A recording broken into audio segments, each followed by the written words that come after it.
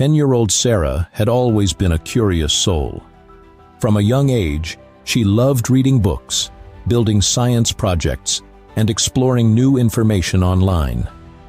One day, however, her curiosity led her into a situation that would become a big lesson in her life: the mysterious link. Sarah's mom had bought her a new laptop for school. Sarah was beyond excited. One afternoon, after school, she opened her laptop to work on a school project. While searching for some information online, she came across an ad that caught her attention.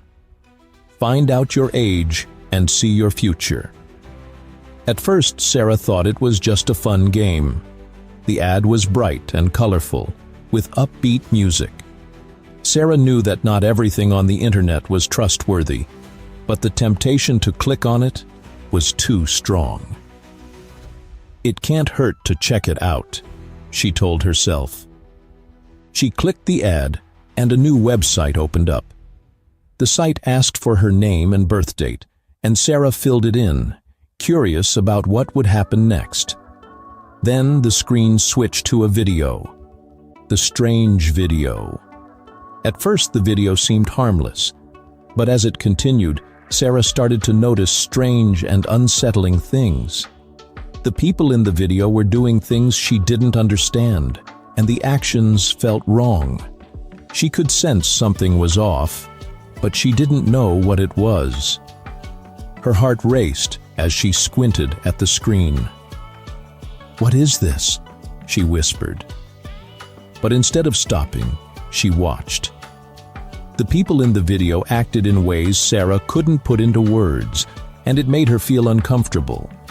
The sounds from the video were strange, and Sarah began to feel uneasy in a way she couldn't explain. Suddenly, she snapped out of her daze and realized John, her older brother, was watching with her. "John!" she exclaimed, her voice shaky. "What is this? Why does it feel so wrong?" John, always the more adventurous one, didn't seem concerned at all. "I don't know. It's probably just for adults. Let's watch it," he said excitedly. Sarah hesitated. She wasn't sure if it was a good idea, but she didn't want to seem scared, so she stayed. The uncomfortable experience. As the video continued, Sarah felt more and more unsettled.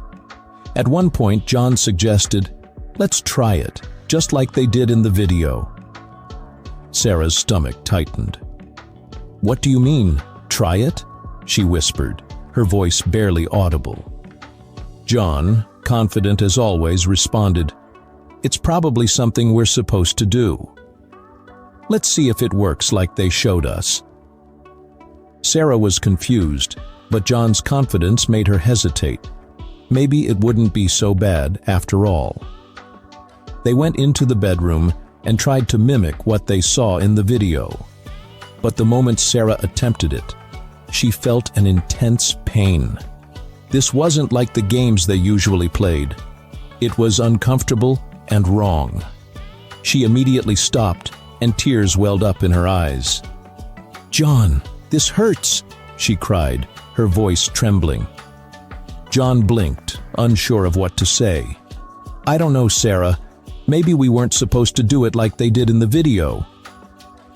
Relieved, Sarah nodded quickly and curled up into a ball on the bed, her heart pounding. She didn't understand what had just happened, but she knew for sure that she never wanted to try it again. A conversation with Mom. The next day, Sarah couldn't stop thinking about the incident.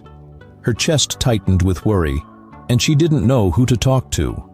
Her mom was always busy with work, and every time Sarah tried to get her attention, her mom would say, "Not now, sweetie. Mommy is working." Sarah felt alone. She didn't want to bother her mom, but the worry inside her kept growing. She wished she could talk to someone about what had happened, but was afraid of what might happen next. What if no one understood? What if they were mad at her for even watching the video? Later that afternoon, Their kind neighbor, Auntie, knocked on the door. Auntie always had a comforting way about her and loved talking to Sarah and John whenever they needed someone. Sarah was sitting on the couch, staring at her hands when Auntie came over and sat next to her. "What's on your mind, sweetie?" Auntie asked softly, noticing how quiet Sarah seemed. Sarah hesitated, but then felt a sense of relief wash over her. She needed to talk.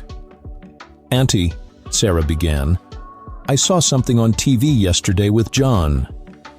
We didn't understand it, and it made me feel funny. We tried it, and it hurt. I don't know if it was bad, but it felt wrong." Auntie listened carefully, her face full of understanding. "I'm so glad you told me, Sarah. You did the right thing by coming to me. What you saw was not something meant for children. Sometimes people make videos that are confusing and not okay to watch or imitate. You should never try anything that makes you feel uncomfortable." Sarah felt a mix of relief and confusion. "Why did it hurt, Auntie? Why don't I understand it?" Auntie smiled gently, brushing a lock of Sarah's hair from her face. "Sweetheart, it's perfectly normal to be curious, but your body is still growing. There are certain things that adults do, but you're not ready for them yet. You don't need to understand everything right away. What's important is that you never try something that makes you feel bad. Your body is your own, and it's important to keep it safe." Sarah felt at peace for the first time since the incident. Though she didn't fully understand everything Auntie had said, she didn't feel so alone anymore. Talking to Mom.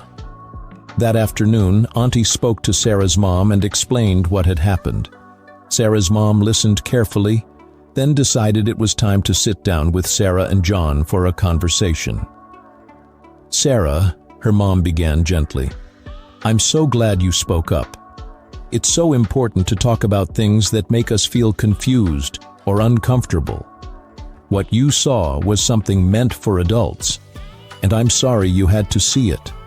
But I'm so proud of you for coming to me." Sarah nodded, relieved that her mom wasn't angry. "I didn't like it, Mom. It hurt," Sarah admitted.